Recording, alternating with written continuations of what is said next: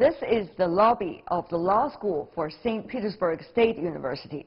The school is well known over the years for bringing out some of the best talents of the world when it comes to international politics and law, including these two gentlemen, the President of Russia, Vladimir Putin, and the Prime Minister, Mr. Medvedev.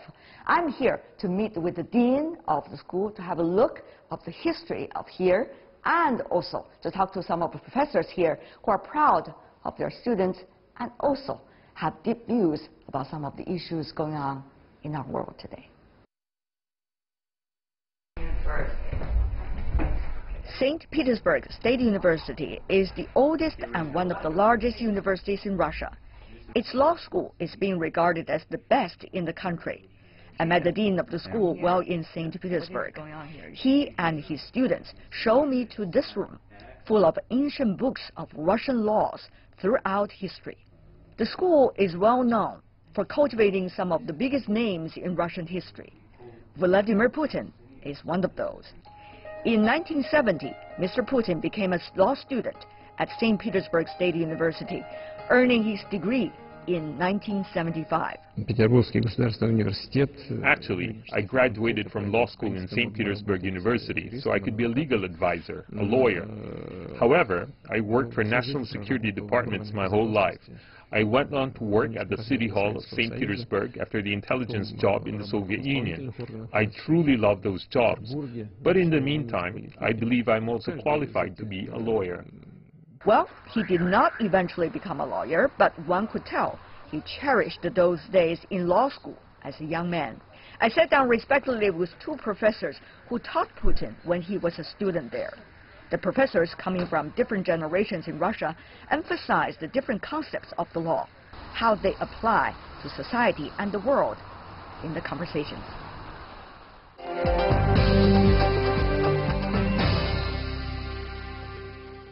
What about your understanding, Professor?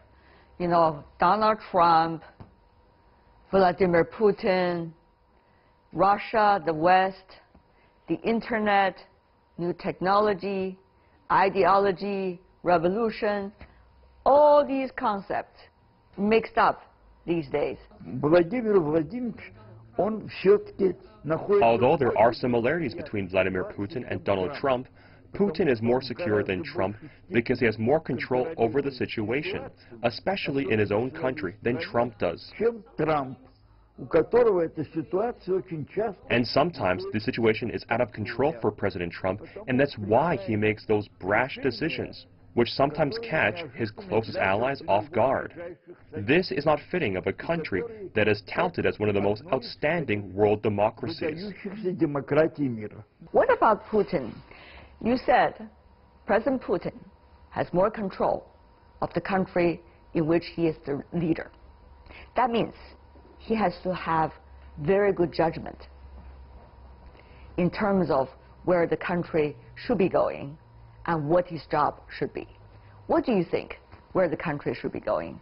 Is he doing a good job, according to you, who is his professor in university? We can look at the experience of your own country, the People's Republic of China. I respected what Deng Xiaoping did to overcome all the mistakes that had been made. He managed to overcome them while preventing the disintegration of power. Regardless of what people think, I think this sparked China's progress.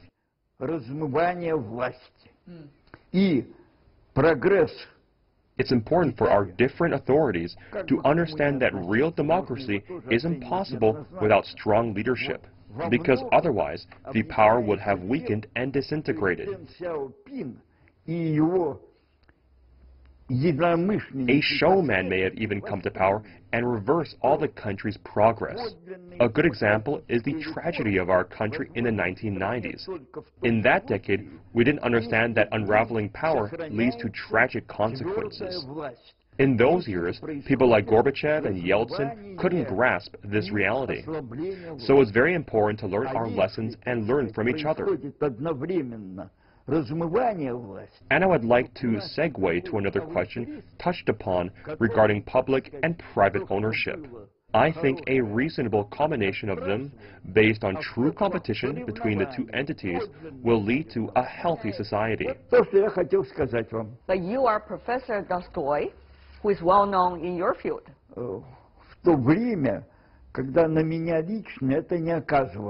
I don't think that I personally experienced any pressure in this regard. And in 1945, I didn't face any barriers to attend college. In fact, I received scholarship funding for all my studies. Under those tough times, the state took care of me the best that they could. But my family and loved ones experienced all the difficulties that come with establishing a nation. Before the revolution, they held quite liberal views. My grandmother, for instance, unlike me, mastered 5 foreign languages, and she studied in Loisson. She received a monthly allowance from her father, who was quite well off back then. Part of that allowance was donated to political refugees in Switzerland. So I can't deny that some political asylum seekers, like Vladimir Lenin, survived thanks to her hospitality. I used to say that, Granny, you funded the revolution. She would wear those old-fashioned spectacles and say, no one could expect the outcome would be like this. And my great-grandfather used to be the manager of the southeastern branch of the Russian railroads.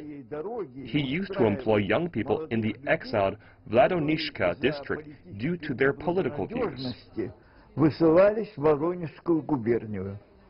What does it take to be a good professor? That among your students, you could have someone who serves as the president of the country, among many of the others who are talented and professional. So I would say that you need a more thorough and well-rounded education than the one I received when I was young, because a large part of my curriculum was dedicated to the studies of classic Marxism, which is antiquated. So I think true success is a combination of learning traditional methods and new technologies to cope in the world we live in. As I discussed with Vladimir Putin when he paid me a visit, I told him that I was afraid that the soul will be discarded in education and that AI will completely subsume human workers. And that is a danger because humans can build empathy. But what about AI? Before we go, I think you said at the very beginning of our meeting, it is a mixture of strictness and kindness as a professor. Yes, to a certain extent, it is. But I would say that we are not limited to this rigidity, because the teacher needs to be versed with the latest advances in science. And I will be frank, I am lagging behind in this regard, and I can't compete with younger teachers. But I feel satisfied as a teacher for their successes.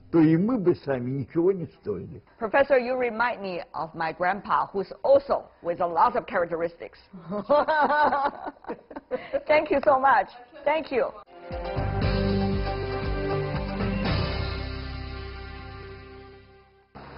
The Faculty of Law is one of the oldest faculties of St. Petersburg State University. Vladimir Putin, when he studied there as a student, enjoyed access to different academic approaches and teaching styles, thanks to his teachers, including this professor, who was almost as young as her student then.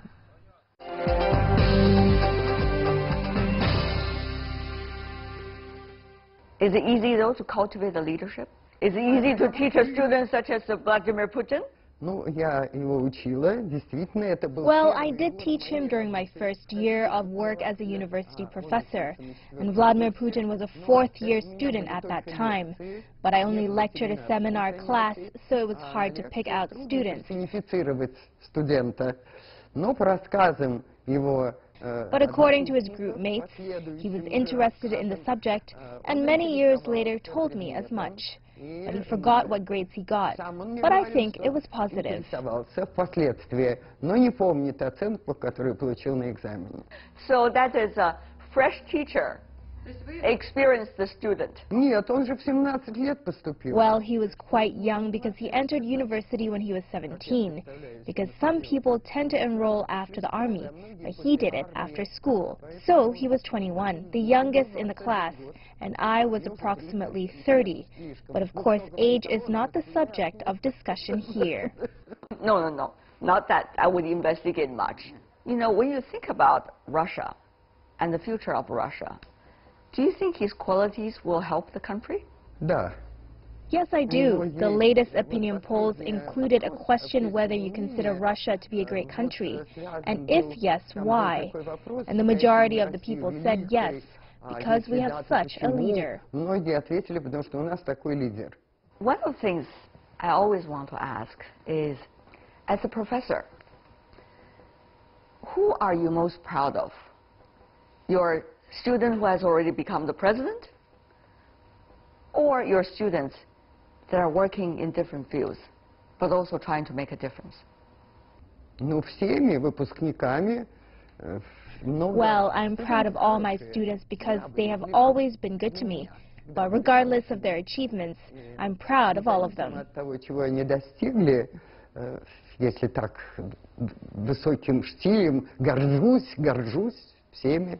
I think you're a great teacher, proud of all the students that you have because they're all unique in their different ways. I know you're busy. You were with your student earlier. What kind of class is it? Это была лекция, занятия были с магистрами. The first course was on the Marxist theory of state and law. The class was dedicated to human rights guarantees. А затем был научный кружок. After the session, we held our scientific amateur circle, where we discussed the future of science within the framework of Samuel Huntington's Clash of Civilizations.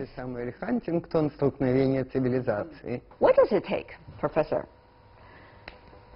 to be a leader from a law professor like you? Ну, я сошлюсь на авторитеты. Есть разные типы лидерства. Well, I think in this regard, I can refer to several high-profile scientists. First and foremost, Max Weber was a great sociologist of the 20th century. He discussed different types of leaders that have charm and rationality. I can refer to Confucius as one of two types of decent leaders. The first adheres to the Hay principle, which is about the reconciliation of different ideas. The second is the time principle, which accommodates everything.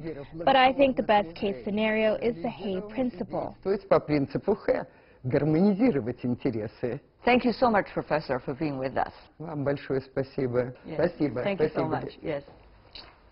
Спасибо.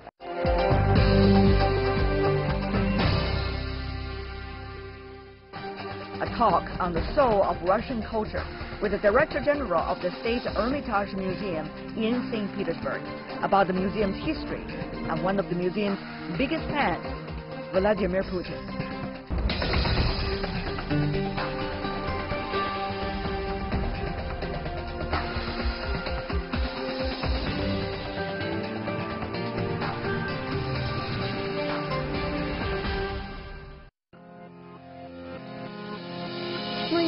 Millions of them are housed in 6 huge buildings.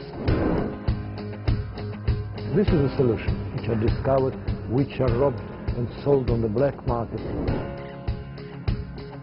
This is the lobby of the law school for St. Petersburg State University. Первый вопрос, который Дональд Трамп и Владимир Путин. What kind of class is it? Это была лекция, занятие.